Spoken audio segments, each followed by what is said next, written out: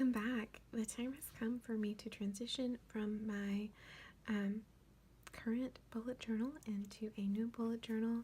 I am excited to be moving into something new. I have really loved this Peter Pauper Press notebook that I got.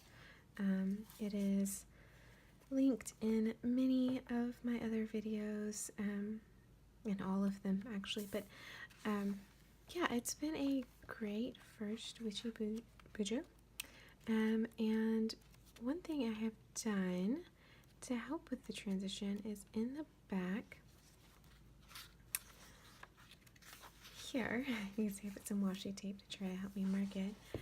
I went through and just kind of marked what was working for me in my current bullet journal. So one was the weekly to-do list, and then with the dividers at the top so I could mark the category and the date I completed it. The circle cleaning tracker has been working well for me. I also found that doing the monthly tarot tracker instead of a weekly tarot tracker was informative. My moods as colors. The time that I tried doing the seed lines to graph like levels of smiley faces, this didn't seem to work for me. I don't know. I don't think of my moods in terms of smiley faces. I know that sounds silly, but I do associate words with them, and so it helps if I can have a color for each word. Similarly, the gray lines on my weeklies to divide, and some like here they were not gray, but having vertical gray lines to mark my columns. You see, for a while I did it with pretty combos, but when I transitioned to just the gray, it worked just fine, and I want to keep that. The moon phases and dates for the year. This spread, I've changed my bookmark. This spread is one I flip back to very, very, very regularly, so definitely something I want to keep. The month view for daily words. When I'm writing, which is something I definitely want to be getting back into, like I did for my NaNoWriMo tracker there, having the monthly view next to my tarot was really helpful. Sometimes so is the weekly word count for helping fill that in. Yeah, having my flexibility for my days. In many previous bullet journals, I have not done my days quite as open as this, but really letting myself have this open to have a list mixed with notes, mixed with journaling, has worked really well for me. And having the cleaning spread and my tracker on the same spread, like the cleaning wheel and the tracker, because one spread worked well. That way I would see them both and fill them both in.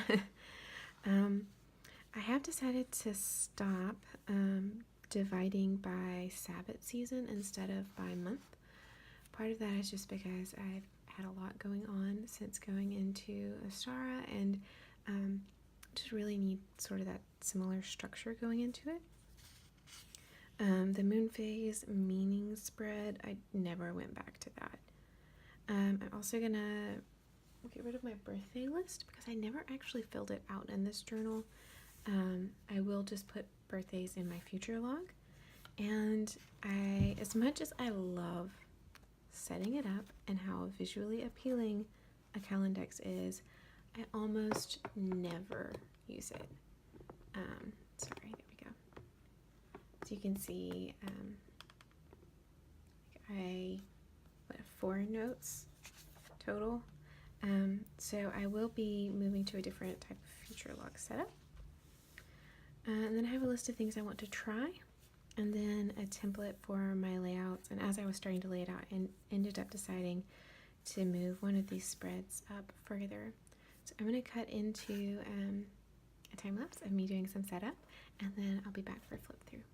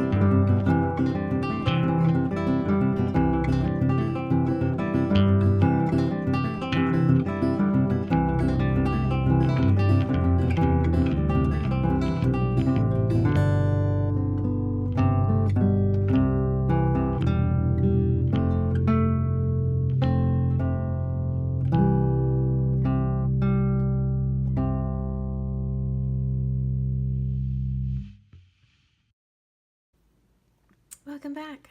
So I'm going to do a flip through and show you a few things that I have done to the journal that I did not record. So first off is this dragonfly on the cover. I used a dragonfly stamp and embossing powder there to give it raised up, and it did this sort of weird texture where some of the powder actually stuck to the notebook. And it wasn't until after it melted that I realized that was not part of the dragonfly. But I like the way it added a sort of disintegrate-y type effect to it. This is actually not the notebook I had intended on using. I had been saving another Artist Loft notebook, actually this one, this really lovely pale blue-gray color that I had intended on moving into, but I started a new job in February and started this as my work bullet journal, and I forgot that I had started that one instead of this one for my work bullet journal.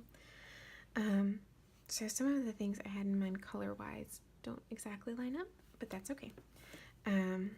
So one of the main things I noticed right away was that, and if any of you have these Artist Loft notebooks from Michaels, you know they do not have a back pocket. So I used some scrapbook paper I already had in blues and silver and made an expandable back pocket. I followed the tutorial from Sea Lemon. I will link that in the description box or in the cards or somewhere. It was super easy to do, and with the scrap paper, so she uses 8.5 by 11. I used a 12 by 12 stationery sheet, and with the scrap that was left over, I made another little pocket on the side there, just for additional things that I may have to add in. So there are still a few things I have not done yet for this one. So you'll see I haven't put my name on it. I have not labeled my index yet, and I need to do that soon because I'm putting things in, but I haven't decided if I'm going to do like the page numbers here and what's on it. There aren't quite enough spaces for all of the pages to do that, or I may do the topic there and then the page numbers and leave this space open for some sort of key, which is most likely what I will do. That's what I've done in my work bullet journal. This is my at a glance setup, and it does only run May through next January because I don't anticipate really needing to plan beyond next January right now, and this bullet journal will definitely not last near that far. So this is where I have come to my first ribbon. This is what I call my reference spread here. It is like that moon phase tracker in my other, and then instead of having the sabbats over on the edge like I did in my Peter Popper bullet journal, I have them labeled down here on the bottom. Then on the right, to replace the Calendex, I'm doing a future log, very similar to the Alistair rolling method type thing. So I have an initial for every month, and I started with June because it's currently May, through next May. And then I'll have the date there that I can write in, and then I'll write the event. So what this would look like is, let me actually just fill it in real quick because I do have one event I need to fill in. So this is going to be the 19th of October. So I'm gonna do boxes so that I don't get confused on exactly where it lines up, and that is Evie's wedding. Great. So I do have a few other notes I'm going to add in about that, but I'm not going to add them here. So when I'm going through to set up for October or September, I will just kind of run the list for anything going on there. And I do plan to put birthdays in here as well, and then have my date and mark the month that they are in. I have an additional page for that. Just as I'm continuing on, I may not need it, but just in case. This is a page I had left open for a master cleaning list. I am still working on a master cleaning list and getting a sense of timeline for when I want to do certain things. I may end up leaving this blank and putting a master cleaning list somewhere else. And that would be to leave space for notes for future stuff here. But I'm onto my bookcase for my reading list. I have been keeping my bookshelf style. It just makes me really happy. I enjoy drawing them out. And I went through and did kind of count. I have enough to reach my reading goals for the year and a few extra books just in case. But I also have space for more bookcases. You can see I have some pencils and some lines. And then I did find last time I enjoyed having this space open to make notes for book recommendations I received or like suggestions I heard that I wanted to follow up on. Okay, so this is a repeat of my house level 10 life thing. So what I did here the first time, you can watch me set it up in my first bullet journal setup video, but I have just repeated here where I was last Samhain, and just copied all that same exact stuff over. And on the right side, I have the houses. The sign is what is there for me. So Aries is in my 5th house. And then these are what I want for that, what vision or goal I have for that. And you may notice I have the 2 shades of blue, and that's for inner and outer workings. And then this is my check-in page. So this month, actually, after I film this, since I am filming this later than I intended, you've seen May, my May setup video, but I will go in and do a check-in on how am I doing on these houses currently, how am I doing this part in the year, and then I'll update my steps to improve. So like this is my previous bullet journal here. So some of these may just kind of follow over, and some may need to be tweaked based on where I am now. And then this is my list for the goals and steps and the associated house. So the idea again, I'll pull from over here, as you can see, is I'll write the goals and steps and then do a dot or square for each house that is also associated with that to make sure that the actions I'm taking actually address the areas that must be addressed. And that is it. I am going to go ahead and flip to show you the way Beltane turned out once I added in my tarot spread for it, which was a lot of fun. But thanks for watching. I should also note real quick that in my May setup video, and you can see some of it here, the notebook has ghosted more than I anticipated, and I am disappointed with that my markers are bleeding through some, but the more I've worked with it, it has worked out fine. It has not been as much of an issue as I really thought it was going to be as I was setting up. It does mean that I will just need to be a little more careful, and for now I am loving the paper quality. I love the bright white. I love the way the paper feels. Outside of the, oh my goodness, I forgot the other entire part. Planner video fail. Outside of the bleed through.